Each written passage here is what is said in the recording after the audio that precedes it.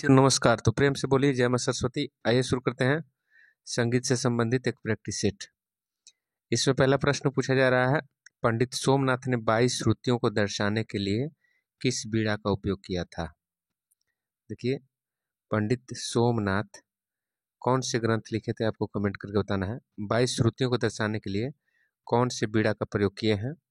तो 21 नंबर का सही उत्तर हो जाएगा आपका रौद्री बीड़ा। क्या नाम है जी? रौद्री बीड़ा। आइए व्याख्या पढ़ते हैं। व्याख्या में लिखा गया है, पंडित सोमनाथ ने 22 श्रुतियों को दर्शाने के लिए इन्होंने रौद्री बीड़ा का उपयोग किया था। सोमनाथ ने कई विकृत स्वर माने हैं, शुद्ध स्वर साथी बताए हैं। विकृत स्वरों के लिए तीव्रा, तीव्रतर, मृदु आदि नाम बताए गए हैं सोमनाथ जी के द्वारा। सोमनाथ कृत राग विबोध 1609 ईस्वी में 5 विवेक का अध्याय है। इस ग्रंथ में 22 श्रुतियों को 22 पर्दे का विवरण दिया गया है। 22 श्रुतियों को 22 पर्दे के रूप में व्याख्यात किया गया है। देखिए, 22 नंबर सवाल पूछते हैं, मान सिंह तोमर के दरबारी गायक कौन थे। तो सही उत्तर हो जाएगा नायक बख्शू। नायक बख्शू देख लीजिए, व्याख्या पढ़िए इसकी। नायक बख्शू, मान सिंह तोमर के दरबारी गायक नायक बख्शू थे। नायक बख्शू राजा मान सिंह, इनका कार्यकाल देखिए 1485 से 1518 तक है। अति गुणी संगीत विद्वान तथा ग्वालियर घराने के प्रतिष्ठिता थे। ध्रुपद गान के पुनरुद्धारक व प्रचारक के रूप में जाना जाता है किनको? मान सिंह तोमर जी के दरबारी गायक नायक बख्शू को। ठीक है जी। इनके दरबार में अनेक गायक एवं वादक थे, जिसमें नायक बैजू, नायक बख्शू, नायक चरजू तथा रामदास आदि उल्लेखनीय है। ठीक है जी। अगला सवाल देख लीजिए, निम्नलिखित में से विषम को चुनिए, मतलब अलग, चारों में से अलग कौन है। तो 23 का सही उत्तर हो जाएगा आपका लीडिंग नोट। अलग क्या है जी? Leading note. ठीक है। अगला इसकी व्याख्या को देखिए, लीडिंग नोट विषम माना जाता है। अगला सवाल 24 नंबर देख लीजिए। 24 नंबर का सवाल देखिए, निम्नलिखित को सुमेलित करना है आपको। देखिए, वृत्ति को किससे संबंधित करिएगा। तो 24 का सही उत्तर देखिए, 24 का सही उत्तर हो जाएगा वृत्ति जो है एक तरह का, इसको थोड़ा ऊपर और कर लीजिए।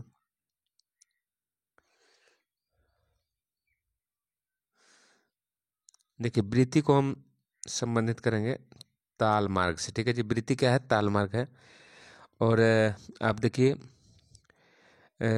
जो वृंद है, वृंद जो है संयोजन है, वृंद जो है संयोजन है।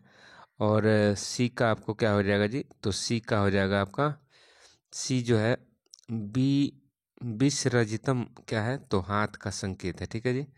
और विषम पदी क्या है? ताल जाती है।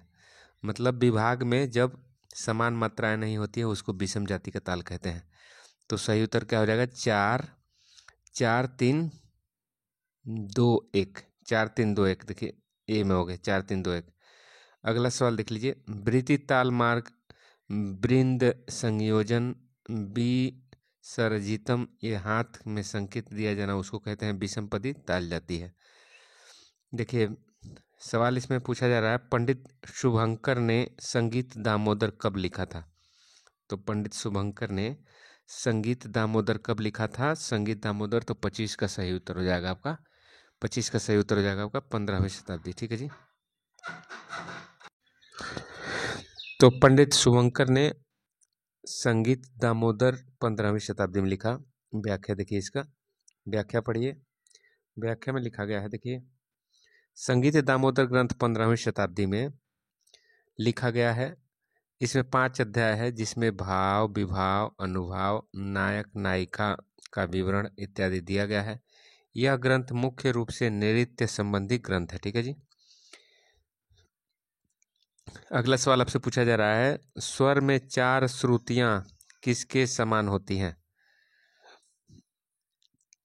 26 का सही उत्तर हो जाएगा आपका, 26 का सही उत्तर हो जाएगा आपका 2 से 4 सेंट्स के समान होते हैं 4 श्रुतियां। ठीक है जी। व्याख्या पढ़िए, स्वर में 4 श्रुतियां 2 से 4 सेंट्स के समान होती हैं। 27 नंबर सवाल आपसे पूछा जा रहा है, भरत मुनि किसके प्रतिपादक हैं?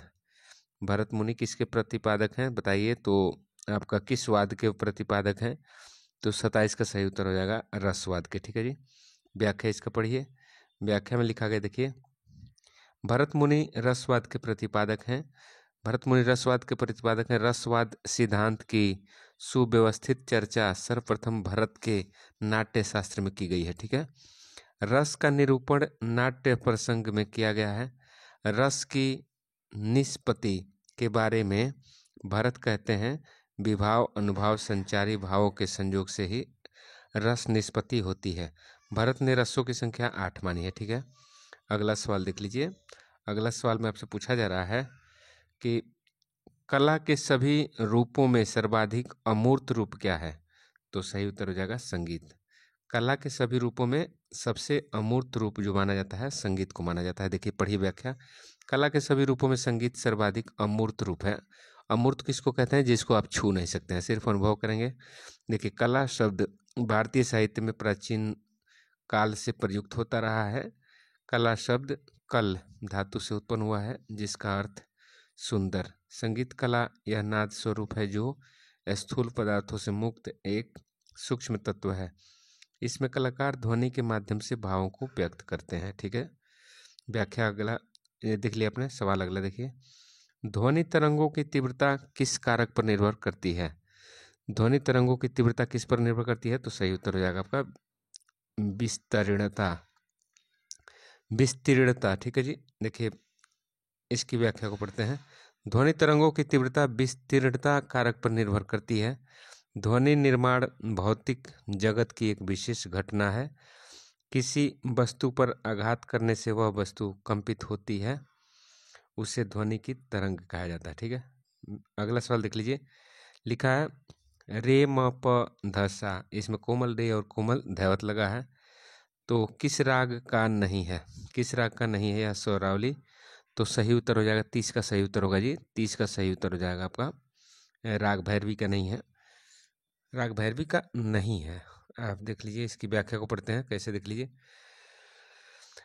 रेम प ध सा भैरवी राग की स्वरावली नहीं है। देखिए भैरवी भैरवी राग अपने थाट का आश्रय राग है। जाति संपूर्ण संपूर्ण है।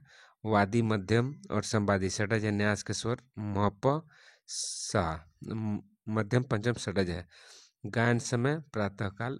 संप्रकृति राग है विलास खानी। ठीक है जी। इसकी व्याख्या पढ़ लीजिए। निम्नलिखित में से किस कलाकार का आगरा घराने से संबंध है? आगरा घराने से संबंधित आपको कलाकार इसमें बताना है, विकल्प में जो दिया गया है। तो सही उत्तर क्या होगा जी? सही उत्तर आपको बताना है। सही उत्तर क्या हो जाएगा जी? 31 का सही उत्तर हो जाएगा आपका सुमति मोटाटकर। ये आगरा घराने से है। ठीक है जी।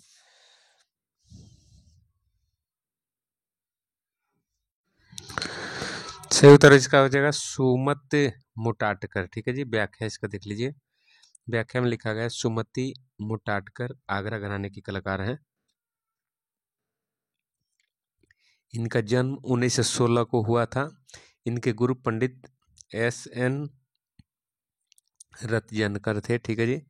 इनको 1979 में संगीत नाटक अकादमी, 1991 में राष्ट्रपति द्वारा पद्मश्री अवार्ड, ITC अवार्ड एवं 2001 में मध्य प्रदेश सरकार द्वारा कालिदास सम्मान से सम्मानित किया गया। इनकी मृत्यु 28 फरवरी 2007 को कलकत्ता में हुआ था। आगरा घराने की कलाकार कौन कौन है? तो सिद्धेश्वरी देवी हैं, फयाज खां हैं, बिलायत खां हैं, जगन्नाथ बुआ हैं, पदोती हैं। ठीक है जी।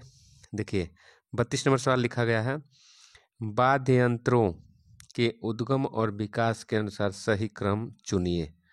तो सही क्रम आपको बताना है 32 का। तो 32 का सही उत्तर हो जाएगा आपका बी सही है।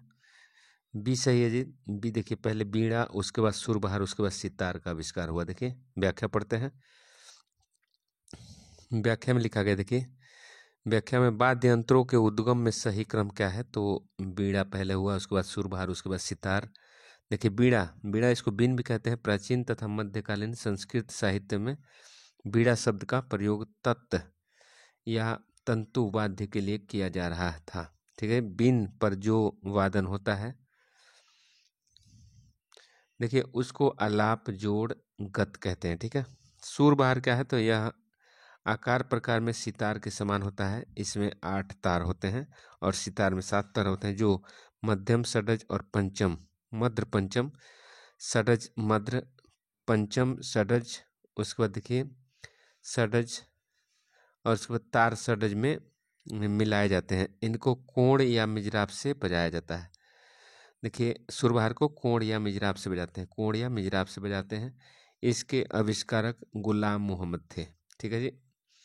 अगला सवाल देख लीजिए, लिख रहा है अमान अली खान किस घराने से संबंधित है। अमान अली खान के घराना का नाम बताना है, तो 33 का सही उत्तर हो जाएगा भिंडी बाजार घराना, ठीक है जी।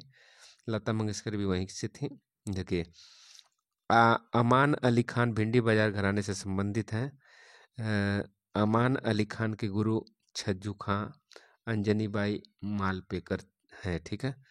अलादिया खां के पुत्र कौन है। अलादिया खां के पुत्र का नाम बताइए, तो 34 का सही उत्तर हो जाएगा आपका, 34 का सही उत्तर हो जाएगा मंजी खां, ठीक है जी। अलादिया खां के पुत्र कौन थे, मंजी खां। इनकी व्याख्या को देखिए, व्याख्या में लिखा गया है अलादिया खां के पुत्र मंजी खां है। मंजी खां है, देखिए अलादिया खां 1864 से 1946 ईस्वी कार्यकाल इनका। राजस्थान के निवासी थे। इनका जन्म अतरौली अलीगढ़ के निवासी रवाजा अहमद के यहाँ हुआ। इनके पूर्वज ध्रुपद धमार गाते थे। मुबारक अली से प्रभावित होने के कारण अलादिया खान ने अपने नवनिर्मित गायकी को जयपुर घराने का नाम दिया। इनके प्रमुख शिष्यों में केसर बाई केरकर, मधुबाई कोडिकर, गोविंद टेम्बे आदि प्रमुख हैं, ठीक है। अगला सवाल आपसे पूछा जा रहा है कि कौन सा मूर्छना षडज ग्राम से संबंधित है। षडज ग्राम से संबंधित मूर्छना आपको बताना है, तो 35 का सही उत्तर हो जाएगा, 35 का सही उत्तर हो जाएगा अश्वक्रांता, ठीक है जी। अश्वक्रांता षडज ग्राम की मूर्छना है। देखिए पढ़िए व्याख्या इसका। व्याख्या में लिखा गया है, व्याख्या में लिख रहे हैं अश्वक्रांता, देखिए लिख रहा है अश्वक्रांता षडज ग्राम से संबंधित है। षडज ग्राम मूर्छना उत्तर माद्रा रंजनी उत्तरायता शुद्ध षडज मत्स्यकृता, देखिए अश्वक्रांता अविरुद्ध गाथा अविरुद्ध गता है। देखिए संगीत चिंतामणि का लेखक कौन है। संगीत चिंतामणि के लेखक का नाम बताइए, तो 36 का सही उत्तर हो जाएगा आपका, 36 का सही उत्तर होगा जी। संगीत चिंतामणि के केसीडी बृहस्पति, ठीक है जी। संगीत चिंतामणि के लेखक केसीडी बृहस्पति हैं। A story of Indian music के लेखक ओ गोस्वामी है, ठीक है जी, ओ गोस्वामी। अगला सवाल देख लीजिए। अगला सवाल में लिखा जा रहा है, अगला सवाल में देखिए निम्नलिखित स्वर समुदाय किस राग के हैं। आपको स्वर समुदाय से राग को पहचाना है, तो म प ध ग रे ग सा रे नि ध प ध नि सा कौन सा राग है आपको बताना है। तो आप 37 नंबर का सही उत्तर बताइए, तो 37 का सही उत्तर हो जाएगा भाई, 37 का सही उत्तर होगा सी बरवा। राग बरवा का स्वरावली है, स्वर समुदाय जो है राग बरवा का है। व्याख्या पढ़ लीजिए। व्याख्या में लिखा गया है म प ध ग रे ग सा रे नी ध, देखिए सभी मद्र सप्तक है। निशा बरवा काफी थाट का राग है, बरवा राग का है ये स्वर समूह। जाति साड़व संपूर्ण है, वादी ऋषभ और संवादी पंचम। आरोह में रे वर्जित होता है, इसलिए आरोह की जाति साड़व और अवरोह में सातों स्वर लगते हैं, इसलिए उसकी जाति संपूर्ण। तो टोटली राग बरवा की जाति मिलेगी आपको साड़व संपूर्ण, ठीक है जी। गायन समय इसका दिन का दूसरा पहर है। सवाल अगला पूछा जा रहा है निम्नलिखित में से कौन सा युग्म सुमेलित नहीं है। तो सुमेलित नहीं है, तो 38 का सही उत्तर हो जाएगा। देखिए 38 का सही उत्तर हो जाएगा आपका, ये सुमेलित नहीं है, बी। देखिए अब्दुल करीम खां सुरेश बाबू माने, ठीक है जी। अगला महबूब खां अत्ता हुसैन खां, ठीक है। देखिए रहीम सेन अमृत सेन, देखिए इसकी व्याख्या में क्या लिखा गया है, स्पष्ट करता है। अब्दुल करीम खां सुरेश बाबू माने से, महबूब खां अत्ता हुसैन खां से, रहीम सेन अमृत सेन से संबंधित है। देखिए ठीक है जी। अगला सवाल देख लीजिए। अगला सवाल इसमें लिख रहा है मध्यम ग्राम का सही श्रुति स्वर विभाजन क्या है। मध्यम ग्राम का सही श्रुति स्वर विभाजन क्या है, तो सही उत्तर हो जाएगा आपका बी। बी क्या हो जाएगा जी, 39 का सही उत्तर क्या होगा जी? 39 का सही उत्तर हो जाएगा आपका बी। मतलब मध्यम ग्राम का सही श्रुति स्वर विभाजन क्या है? तो 4-3-4-2 4-3-2। ठीक है जी। श्रुति स्वर विभाजन मतलब आपका चार जो है, चार षडज ग्राम षडज की श्रुति 4 है और रे का 2 है। ठीक है जी। तो इसी तरह से आपका मध्यम ग्राम का श्रुति स्वर विभाजन आपका 4-3-4-2 4-3-2। ठीक है। इसकी व्याख्या को पढ़ते हैं। मध्यम ग्राम में 7 स्वर क्रमशः 4-3-2 4-3-2 4-3-2 4-3-2।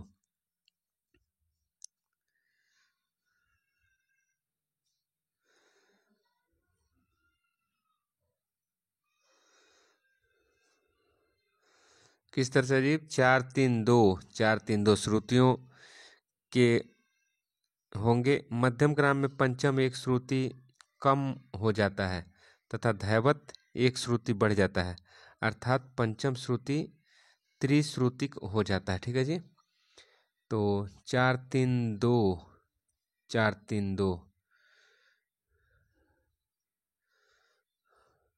अगला सवाल देखिए। अगला सवाल आपसे पूछा जा रहा है वाद्य संगीत। वाद्य संगीत की पहली रिकॉर्डिंग हुई थी। वाद्य संगीत की पहली रिकॉर्डिंग कब हुई थी? किनके द्वारा हुई थी?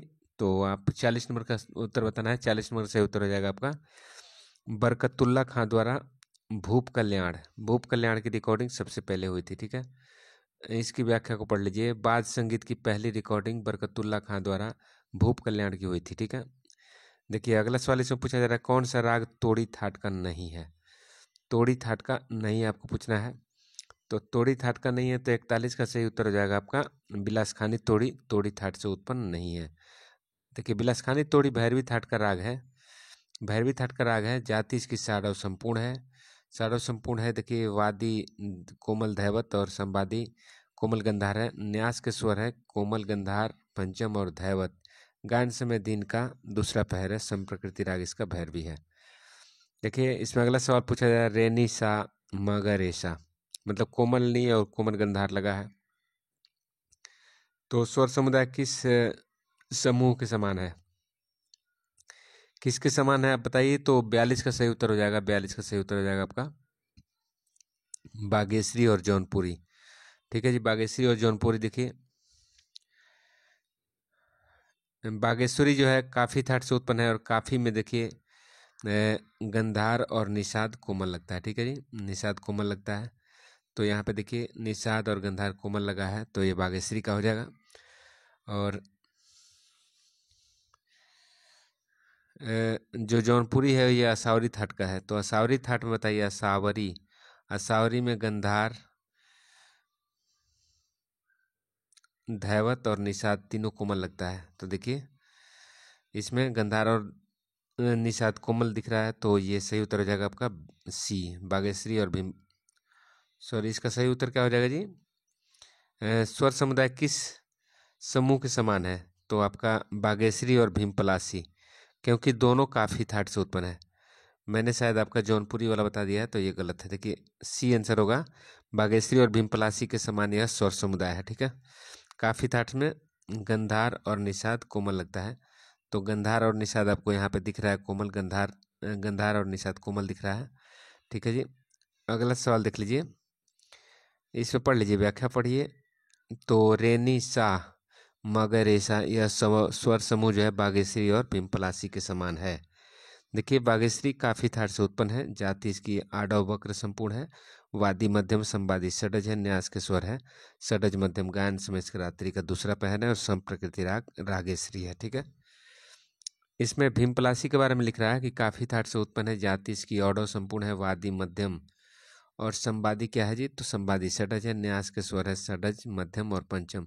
गायन समय दिन का तीसरा पहर है और संप्रकृति राग है राग बागेश्वरी।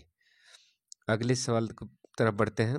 लिख रहा है अर्धमागधी किससे संबंधित है? अर्धमागधी किससे संबंधित है? अर्धमागधी किससे संबंधित है जी?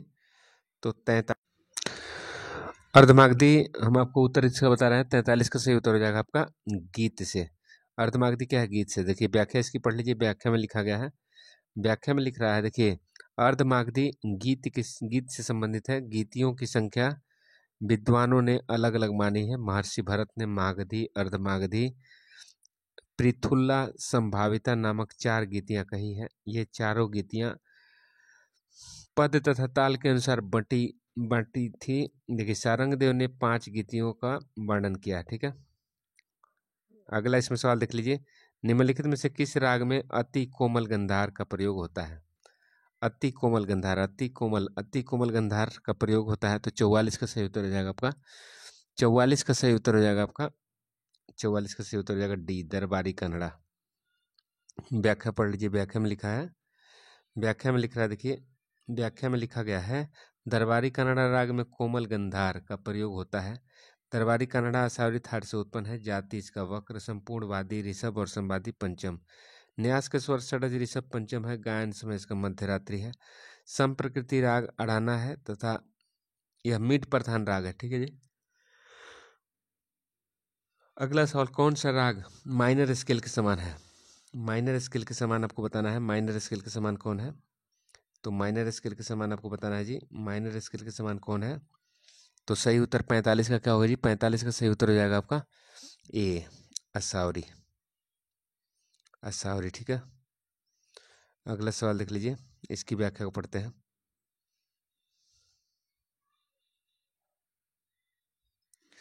असावरी राग माइनर स्केल के समान है। षडज गंधार पंचम एक साथ गाने बजाने पर माइनर कार्ड्स कहलाता है। षडज मध्यम पंचम से इसे आरंभ करने पर क्रमशः षडज गंधार पंचम, मध्यम धैवत षडज और पंचम निषाद ऋषभ प्राप्त होते हैं। सातों स्वरों को व्यवस्थित करने पर असावरी थाट के स्वर प्राप्त होते हैं, माइनर स्केल कहलाते हैं। देखिए रास रास के दौरान निम्न में से कौन सा गीत गाया जाता है?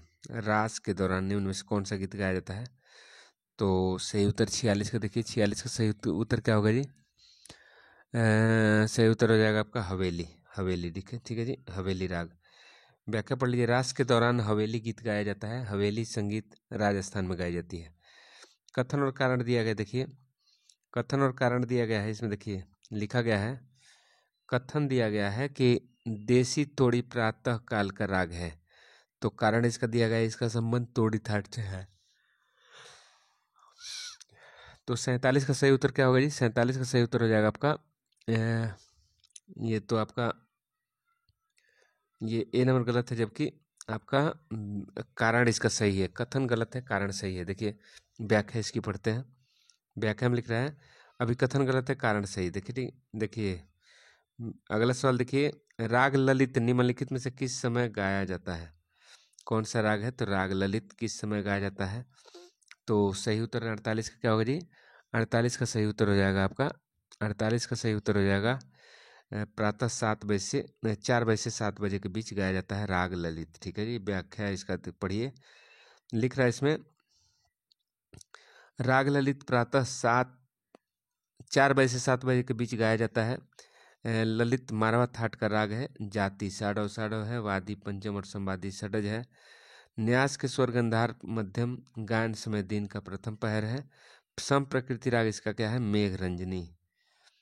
अगला सवाल देख लीजिए, पंडित रविशंकर ने निम्नलिखित में से किस राग का सृजन नहीं किया? तो पंडित रविशंकर ने इसका 49 का सही उत्तर हो जाएगा आपका, 49 का सही उत्तर हो जाएगा आपका मेघावी। राग मेघावी का रचना जो है पंडित रविशंकर ने नहीं किया, जबकि परमेश्वरी, रसिया और तिलक श्याम का रचना पंडित रविशंकर ने किया। पंडित रविशंकर क्या बजाते हैं आपको बताना है, कौन से वाद्य यंत्र बजाते हैं बताइए। पंडित रविशंकर द्वारा निर्मित राग मेघावी नहीं है, जबकि परमेश्वरी, रसिया, तिलक श्याम, जागेश्वरी, कामेश्वरी, रागेश्वरी, नट भैरव, बैरागी भैरव, जन सम्मोहनी आदि ये सभी पंडित रविशंकर द्वारा आविष्कृत राग है, ठीक है। अगला सवाल देखिए, निम्नलिखित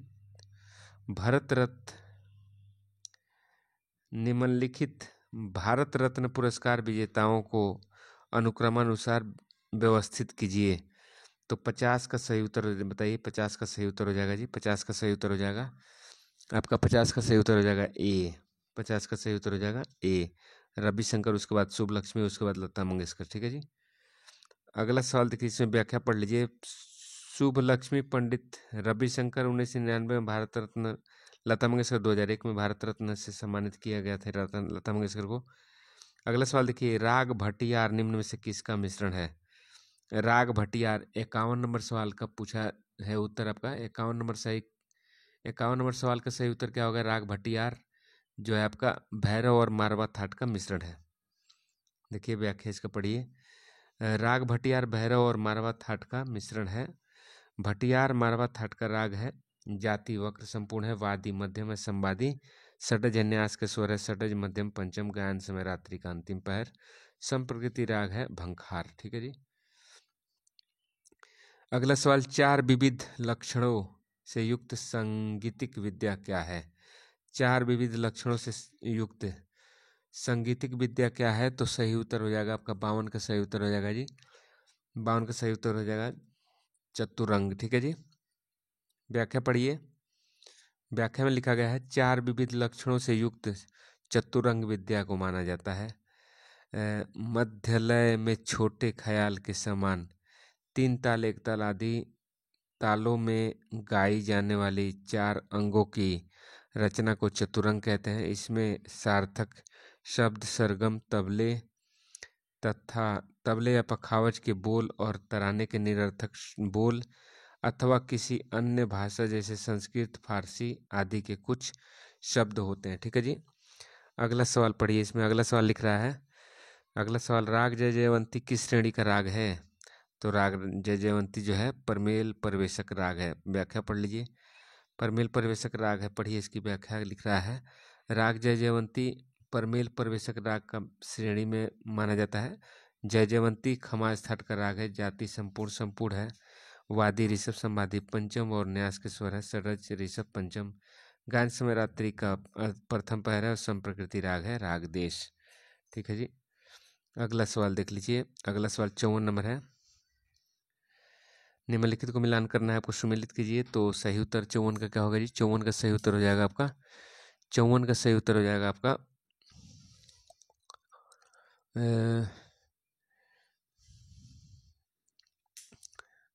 54 का सही उत्तर हो जाएगा शुद्ध कल्याण जो है, इसके थोड़ा ऊपर और करिए।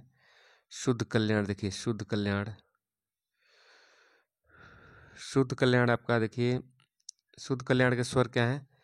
तो मध्यम तीव्र है, म प ग म ध। ठीक है जी, मध्यम तीव्र होता है शुद्ध कल्याण में। और राग छायानट देखिए, राग छायानट बी का क्या हो जाएगा जी? तो बी का क्या हो जाएगा जी? बी का हो जाएगा आपका छायानट जो होता है बी का 1 हो जाएगा, म प ग म रेशा। ठीक है। अगला सवाल देखिए, इसी में व्याख्या है, श्याम कल्याण। श्याम कल्याण का सी का क्या मिलाइएगा? तो सी का आपको मिलाना है 2 नंबर। सी से आपको 2 नंबर मिलेगा। मतलब श्याम कल्याण में प मग परेशा और हमीर का क्या हो जाएगा जी? ये भी कल्याण थाट से उत्पन्न है, तो म प रेगा। ठीक है, ये स्वर समूह जो है राग हमीर का है। अगला सवाल आपसे पूछा जा रहा है, ठुमरी गायकों के सही समूह को पहचानिए। ठुमरी गायकों के सही समूह को पहचानना है, तो ठुमरी गायकों के सही समूह क्या है? तो 55 का सही उत्तर हो जाएगा, 55 का सही उत्तर हो जाएगा आपका बी। 55 का बी हो गया। बी देखिए, जमीरुद्दीन खान, गिरिजा शंकर चक्रवर्ती, भैया साहब। ठीक है जी, ये ठुमरी गायकों का सही क्रम है। व्याख्या इसको पढ़िए। 56 नंबर सवाल पूछ रहा है, निम्नलिखित में से किसका इस्तेमाल लोक संगीत में विशेष रूप से किया जाता है? तो 56 का सही उत्तर हो जाएगा, 56 का सही उत्तर है सी, पेपा। क्या जी उत्तर? पेपा। व्याख्या पढ़िए इसका। पेपा लिखा है, पेपा का इस्तेमाल लोक संगीत में विशेष रूप से किया जाता है। इसमें लिख रहा है, माउथ आर्गन, इस वाद्य को फूंक के द्वारा बजाया जाता है। खोल अवनद वाद्य की श्रेणी में आता है, इसका प्रयोग गीत संगीत में किया जाता है। सवाल अगला है, देखिए अगला सवाल आपसे पूछा जा रहा है, निम्नलिखित में से किसका इस्तेमाल लोक संगीत में विशेष रूप से किया जाता है? तो सही उत्तर क्या हो जाएगा जी? बी। बी क्या है जी? सागर रेगा सारे निशा गम प ग रेसा। ठीक है जी, ये देखिए व्याख्या इसका पढ़िए। व्याख्या में लिखा है सारे सागर रेग सारे निशा गम पग रेसा, ये स्वरावली ठुमरी गायन में प्रयुक्त किया जाता है। ठुमरी अधिकतर खमाज मांड पीलू आदि रागों में गाई जाती है। ठुमरी में दादरा कहरवा का अधिक प्रयोग होता है। ठुमरी को दो अंगों से गाई जाती है। पहला है पूरब अंग और दूसरा है पंजाब अंग। ठीक है जी, पूरब अंग और पंजाब अंग।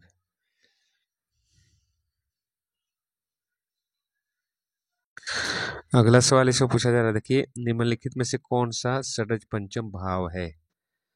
षडज पंचम भाव कौन है, तो सही उत्तर हो जाएगा आपका रे से लेके धैवत तक। रे से धैवत तक को षडज पंचम भाव कहते हैं। देखिए व्याख्या पढ़ लीजिए।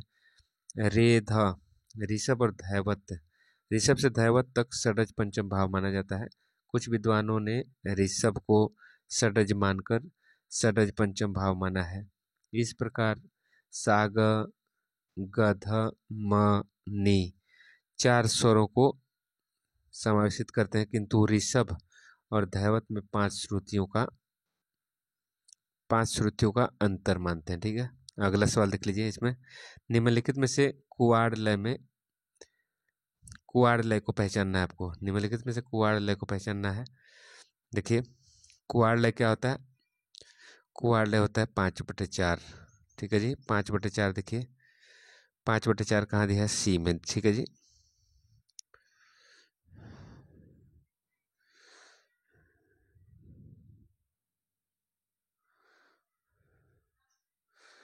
लिख रहे हैं यहाँ पे चार मात्राएं 5 मात्राओं में बोलते हैं, इसको कुआड़ कहते हैं।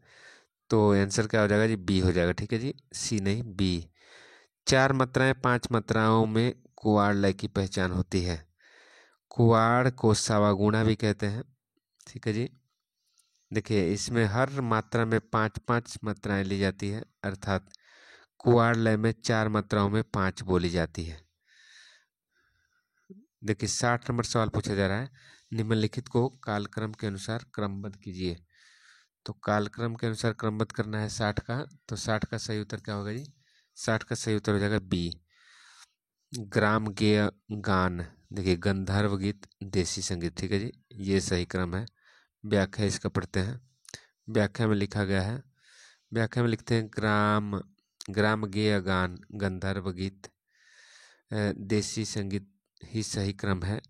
गांधर्व गीत क्या होता है, स्वर ताल पद से बंधी रचना को भारत ने गंधर्व कहा है। देवताओं के परितोष, आत्मा के उत्थान तथा अदृश्य फलदायक संगीत गंधर्व कहा जाता है। देसी संगीत देसी संगीत जनमन रुचि के अनुसार जिनके नियमों में शिथिलता की जा सकती है, देसी संगीत कहलाती है। ठीक है जी, अगला सवाल देख लीजिए। लिखा है यदि कल्याण ठाट के ऋषभ को एक सेमीटोन नीचा कर दिया जाए तो वह किस थाट में परिवर्तित हो जाएगा। तो सही उत्तर हो जाएगा बिलावल थाट में। बिलावल थाट में परिवर्तित हो जाएगा। लिख रहा है कल्याण थाट में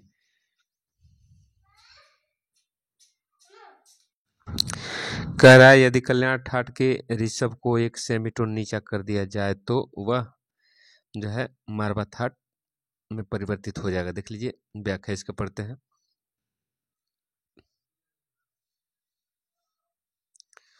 व्याख्या में लिखा है यदि कल्याण ठाट के ऋषभ को एक सेमीटोन नीचा करते हैं तो मारवा थाट बन जाता है। मारवा थाट में ऋषभ कोमल तीव्र मध्यम लगता है। थाटों की संख्या 10 मानी गई है।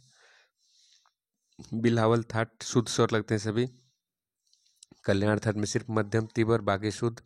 खमाज थाट में आपको कोमल सिर्फ कोमल निषाद बाकी शुद्ध लगते हैं। काफी में गंधार और निषाद कोमल लगते हैं, बाकी शुद्ध। मारवा थाट में आपको ऋषभ कोमल और मध्यम तीव्र लगता है। पूर्वी थाट में आपको ऋषभ कोमल मध्यम तीव्र और धैवत कोमल लगता है। भैरव थाट में आपको ऋषभ और धैवत कोमल बाकी शुद्ध। भैरवी थाट में ऋषभ गंधार धैवत निषाद चारों कोमल लगते हैं, बाकी शुद्ध लगते हैं। असावरी में गंधार कोमल धैवत कोमल निषाद कोमल लगते हैं, बाकी शुद्ध। और तोड़ी थाट में ऋषभ कोमल और गंधार कोमल और मध्यम तीव्र धैवत कोमल। ठीक है जी, लगता है स्वर। इसमें देखिए अगला सवाल 62 नंबर पूछ रहा है, सुमेलित करना है आपको, तो सुमेलित करिए। 62 नंबर का सुमेलित करना है आपको। 62 का सही उत्तर हो जाएगा आपका, देखिए 62 का सही उत्तर हो जाएगा जी आपका, 62 का सही उत्तर हो जाएगा आपका, देखिए रामपुर सासवान का राणा जो है गुलाम मुस्तफ़ा खान, गुलाम मुस्तफ़ा खान। तो ए का क्या हो जाएगा जी, ए का हो जाएगा 3। ठीक है जी। मैहर बैंड, मैहर बैंड किससे संबंधित है, तो मैहर बैंड आपको, मैहर बैंड आपका देखिए, मैहर बैंड आपका हो जाएगा 4 नंबर से, मतलब अलाउद्दीन खां। उसके बाद आगरा घराना, आगरा घराना देखिए, तो इसका सी का क्या हो जाएगा, सी का हो जाएगा आपका 2। तो लताफत हुसैन, लताफत हुसैन से आगरा घराने से थे। और जयपुर घराना देखिए केसर बाई, केसर बाई, जयपुर घराने से केसर बाई। तो सही उत्तर हो जाएगा 3-4-2-1, 3-4-2-1, 3-4-2-1 कहाँ है, तो 3-4-2-1 आपका बी में है। ठीक है, व्याख्या इसका पढ़ लीजिए। 63 नंबर लिख रहा है, निम्नलिखित में से किस राग में केवल 3 स्वरों का प्रयोग होता है, किस राग में केवल 3 स्वरों का प्रयोग होता है, तो 63 का सही उत्तर हो जाएगा आपका, 63 का सही उत्तर हो जाएगा मालश्री। मालश्री राग में केवल 3 स्वरों का प्रयोग होता है। राग मालश्री में 3 स्वरों का प्रयोग किया जाता है। हिंडोल कल्याण थाट का, कल्याण थाट का राग है। जाति औडव औडव वादी स्वर धैवत समाधि गंधार, इसके आरोह अवरोह में ऋषभ और पंचम वर्जित होता है। न्यास का स्वर गंधार धैवत और तार सप्तक का षडज है। गायन समय दिन का प्रथम पहर। सम प्रकृति राग क्या है, तो सोहनी है। ठीक है जी। अगला सवाल देख लीजिए, अगला सवाल 64 नंबर लिख रहा है, निम्नलिखित में कौन सी जोड़ी सही नहीं है, तो सही नहीं जोड़ी है बताना है आपको, सही जोड़ी नहीं है। तो सही उत्तर हो जाएगा 64 का क्या होगा जी, 64 का सही उत्तर हो जाएगा आपका डी, यम जो है गीत से संबंधित नहीं है। अगला इसकी व्याख्या को देखते हैं। यम गीति सही जोड़ी नहीं है। गीर गीत गाथा गायत्र ये सभी ऋग्वेद काल में संगीत हैं। इस काल में गीत वाद्य तथा नृत्य तीनों दृष्टियों का पर्याप्त प्रचलन दृष्टिगोचर होता है। ऋग्वेद की रचनाएं स्वरावलियों में निबद्ध होने के कारण स्तोत्र कहलाती है। गीत प्रबंधों को गाथा कहा जाता है, गीत प्रबंधों को गाथा कहा जाता है। देखिए अगला सवाल देख लीजिए, 65 नंबर लिख रहा है, नाराशंसी किस गायन शैली के अंतर्गत आता है। नाराशंसी जो है लोक गायकी के अंतर्गत आता है। देखिए अगला सवाल देख लीजिए, किस संगीतज्ञ का उपनाम प्रेम पिया है, तो सही उत्तर हो जाएगा आपका फयाज। फयाज का उपनाम प्रेम पिया है। वाजिद अली शाह को अख्तर पिया कहते हैं। बिलायत हुसैन खान को प्राण पिया कहते हैं। बिलायत हुसैन खान को प्राण पिया कहते हैं। देखिए मेरुखंड, मेरुखंड गायकी के लिए कौन सी कलाकार प्रसिद्ध है, तो मेरुखंड गायकी के लिए आपका आमिर खान, आमिर खान प्रसिद्ध है। आमिर खान प्रसिद्ध है। देखिए मेरुखंड गायकी के लिए आमिर खान प्रसिद्ध है। व्याख्या इसका पढ़ लीजिए, व्याख्या में लिखा गया है, मेरुखंड गायकी के लिए आमिर खान प्रसिद्ध हैं। आमिर खान का जन्म 15 अगस्त 1952 में अकोला में हुआ था। खां साहब को विलंबित झूमरा लय बहुत पसंद था। 1967 में उन्हें संगीत नाटक अकादमी राष्ट्रपति द्वारा पुरस्कार मिला। 1971 में उन्हें पद्म भूषण अलंकार मिला। वर्ष 1971 में ही सूर श्रृंगार से सम्मानित किया गया उनको। उसके बाद उनकी मृत्यु 13 फरवरी 1974 को अर्धरात्रि को हो गया था। ठीक है जी, व्याख्या हो गया इसका।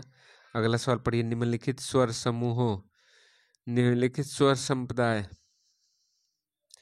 निम्नलिखित स्वर सप्तक का 5वां स्वर कौन सा है, तो सही उत्तर हो जाएगा आपका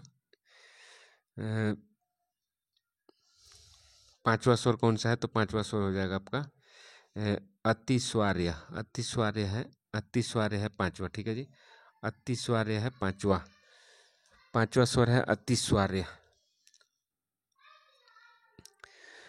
अतिस्वार्य तो आपका 7वां स्वर है। 5वां हो जाएगा चतुर्थ, क्या हो जाएगा जी, चतुर्थ।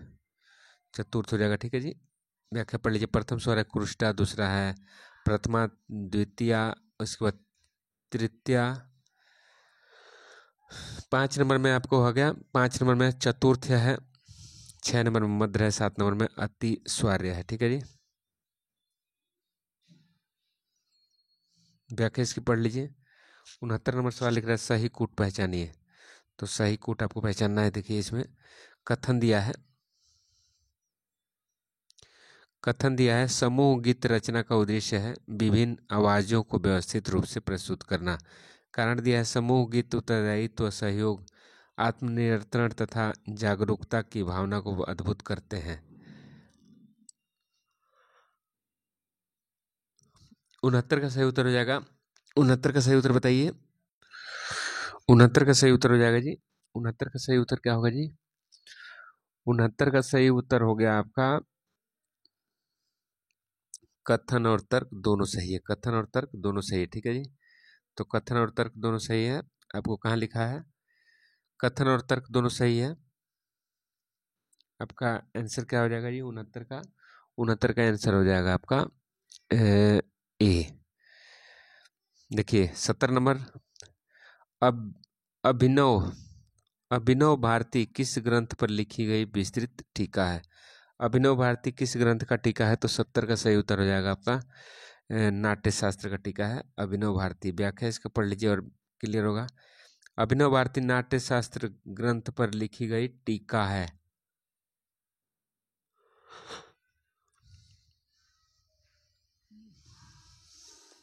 देखिए अभिनव गुप्त ने 10वीं शताब्दी में अभिनव भारती नामक ग्रंथ की रचना की।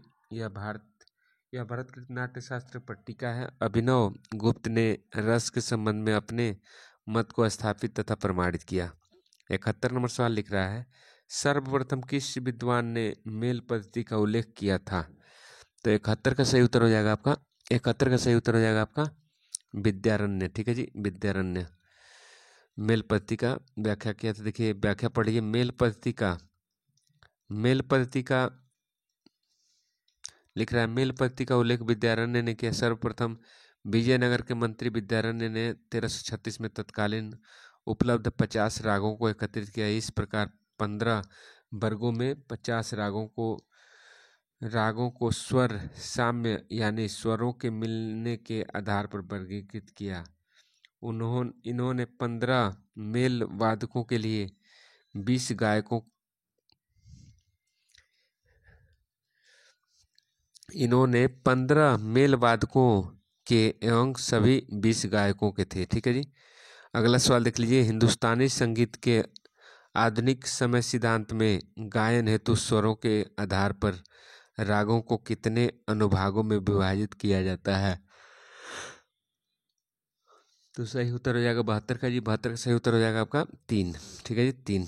व्याख्या इसका पढ़ लीजिए। व्याख्या में लिखा गया है, व्याख्या में लिख रहे हैं कि आधुनिक समय सिद्धांत में गायन हेतु स्वरों के आधार पर रागों को 3 अनुभागों में विभाजित किया गया है। रागों को समय के अनुसार भी वर्गीकृत किया गया है। नारद द्वारा रचित संगीत मकरंद में इसका वर्णन मिलता है। नारद ने रागों को 3 वर्गों में बांटा था, सूर्यांश राग, मध्याह्न राग, चंद्रांश राग। ठीक है जी, 3 वर्गों में बांटा। देखिए अगला सवाल 73 में सर्वप्रथम किस संगीतज्ञ ने स्वरों के लिए कोमल और तीव्र संज्ञा का प्रयोग किया है? तो सही उत्तर हो जाएगा 73 का सही उत्तर हो जाएगा आपका सी, मतलब लोचन कवि ने। देखिए पंडित लोचन ने सर्वप्रथम कोमल और तीव्र स्वरों की संज्ञा दी थी। ठीक है जी, 7 शुद्ध और 9 विकृत स्वर कहे थे। यह ग्रंथ 15वीं शताब्दी में लिखा गया। लोचन कवि ने राग रागनी को छोड़कर थाट पद्धति अपनाई थी। इन्होंने 12 जनक थाटों में से विभाजित किया था। 12 मेल थाट से 75 जन्य राग बताए हैं। ठीक है जी, 74 नंबर सवाल देखिए। 74 नंबर सवाल लिख रहा है प्राचीन शुद्ध स्वर सप्तक हिंदुस्तानी संगीत के किस आधुनिक स्वर सप्तक के समान रखता है? तो सही उत्तर क्या हो जाएगा जी? 74 का सही उत्तर हो जाएगा, 74 का सही उत्तर हो जाएगा बी, काफी। काफ़ी था। ठीक है जी, अगला सवाल देख लीजिए। इसमें व्याख्या पढ़िए। प्राचीन शुद्ध स्वर सप्तक आधुनिक स्वर सप्तक काफ़ी के समान है। नगमाते आसफी मोहम्मद रजा द्वारा 1813 में लिखा गया, जिसमें शुद्ध सप्तक बिलावल स्वीकार किया गया है। ठीक है जी। 75 नंबर सवाल लिखिए। 75 नंबर सवाल लिख रहा है 75 नंबर सवाल लिख रहा है पंडित भीमसेन जोशी को भारत रत्न अवार्ड किस वर्ष मिला? भीमसेन जोशी जी को भारत रत्न अवार्ड मिला था कब? तो 2008 में। ठीक है जी। अगला सवाल देखिए, व्याख्या इसका पढ़ लीजिए। पंडित भीमसेन जोशी को भारत रत्न अवार्ड 2008 में मिला था। ठीक है जी। देखिए, पंडित भीमसेन जोशी का जन्म गुरु नाथ जोशी के यहाँ 14 फरवरी 1922 को हुआ। पंडित जी के गुरुओं में शिक्षा ली, किंतु किराना घराने के सवाई गंधर्व का नाम प्रमुख रूप से लिया जाता है। इनके गुरु के रूप में पंडित जोशी को भारत सरकार द्वारा 1972 में पद्मश्री अलंकरण से विभूषित किया गया। 1975 में संगीत नाटक अकादमी पद्म भूषण पद्म विभूषण से सम्मानित किया गया। इनकी मृत्यु 14 मार्च 2012 को हुआ। ठीक है जी। तो आज की वीडियो में इतना ही। अगले वीडियो में फिर मिलते हैं। तब तक के लिए जय हिंद, जय भारत। चैनल को लाइक करिए, सब्सक्राइब करिए, कमेंट करिए, मित्रों में शेयर करिए। Thank you.